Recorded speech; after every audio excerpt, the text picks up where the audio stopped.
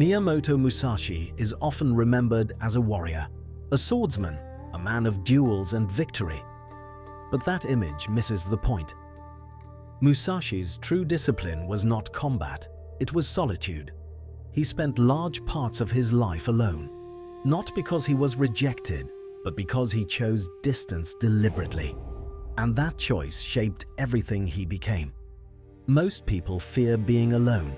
They associate solitude with emptiness, boredom, or failure, so they fill every quiet moment with noise, with conversation, with distraction. Musashi did the opposite. He understood something most people never learn.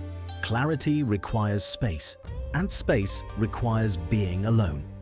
When Musashi retreated into solitude, he wasn't escaping the world. He was removing interference. No opinions, no validation, no expectations, only observation, only practice, only time. In that space, decisions become quieter and therefore clearer. Solitude is uncomfortable because it removes feedback. There is no one to reassure you, no one to distract you from doubt. That's precisely why it works. In isolation, weaknesses become obvious, inconsistencies surface, false motivations collapse. Musashi didn't train only his sword, he trained his judgment, and judgment cannot be trained in crowds. Most people wait for clarity before they withdraw. Musashi withdrew to gain clarity.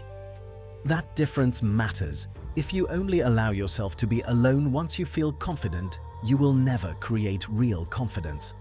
Solitude is not the reward, it is the cost. Modern life makes solitude feel unnatural. Notifications interrupt every pause, voices fill every silence. But silence is where structure forms.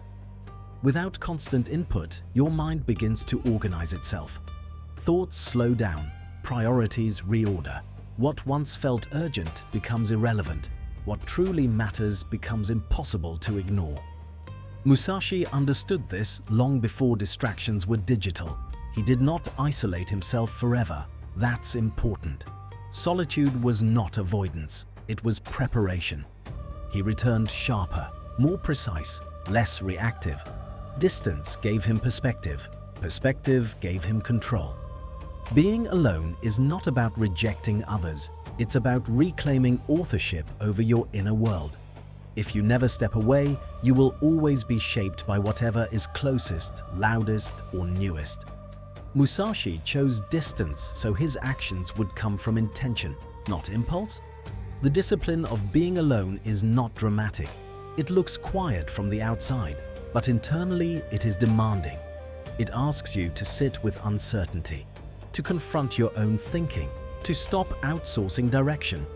Most people never do this long enough. That's why clarity remains rare. You don't need to disappear into the mountains.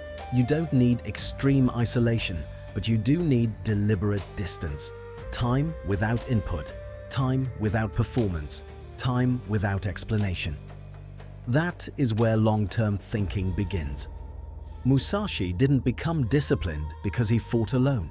He fought effectively because he learned how to be alone first. And that order matters. Solitude is not a weakness. It is a tool. And like all powerful tools, it requires discipline to use and restraint not to avoid. If you want clarity, don't look for better answers. Create more space.